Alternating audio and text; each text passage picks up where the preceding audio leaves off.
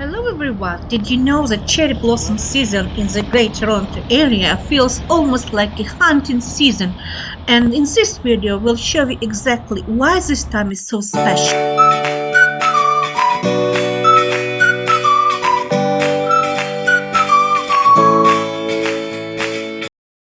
We are Olena and Yuri, and today we are also here with our friend Olga. Today is Yuri's birthday, and we celebrated it at Mandarin. Happy birthday to you. Happy birthday, happy birthday. Happy birthday to you. Thank you guys.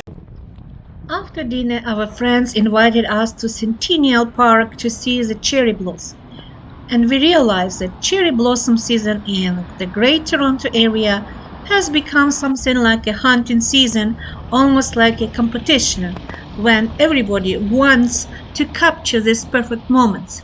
Photos, videos, vlogs, posts, everyone is searching for that one beautiful shot.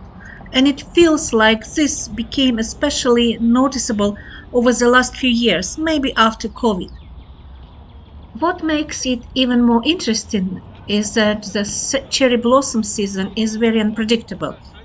It is driven almost entirely by early spring temperature patterns, and this year spring is quite cold and late.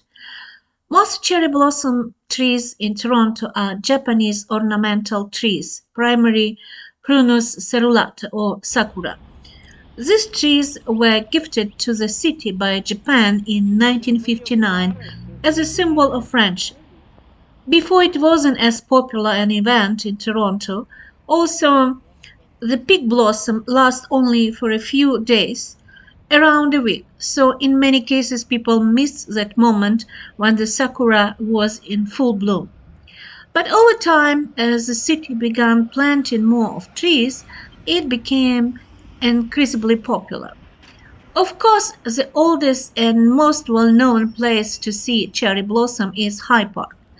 When our children were little, we used to go there very often, almost every other day. Our children grew up in High Park and we saw these sakura blossoms many times. It is the largest and most famous collection, but now it is also the most crowded. There are really a lot of people. Another beautiful but much smaller sakura collection is in Carrier Park in downtown Mississauga, where we live. But recently I realized that there can be almost 10 people per square meter. It is extremely crowded and honestly not always a very pleasant experience, even on a regular day, let alone on weekends. There is also a very beautiful sakura area at the University of Toronto's St. George campus, where I walked. During my lunch breaks, I really enjoyed going there to look at the blossoms. And now a little bit more about Centennial Park.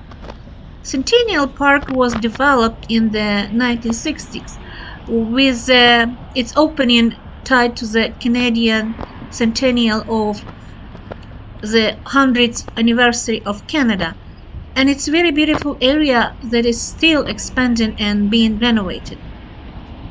This is a relatively newer and less famous location for cherry blossoms compared to places like High Park, but that is exactly what makes it special. It feels more open, more spacious, and in many ways more comfortable to visit. What makes Centennial Park unique is its layout. The sakura trees are planted in long lines along the pathway stretching for quite a distance. It's not just one concentrated area. You can actually walk for a long time and keep seeing the blossoms around you. Because of this, even when there are people, it doesn't feel as crowded or overwhelming.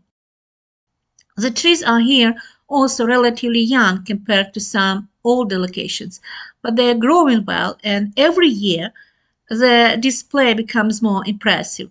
And honestly, if you want to experience cherry blossoms more calmly without the intensity of the main tourist spots, Centennial Park is a very good alternative.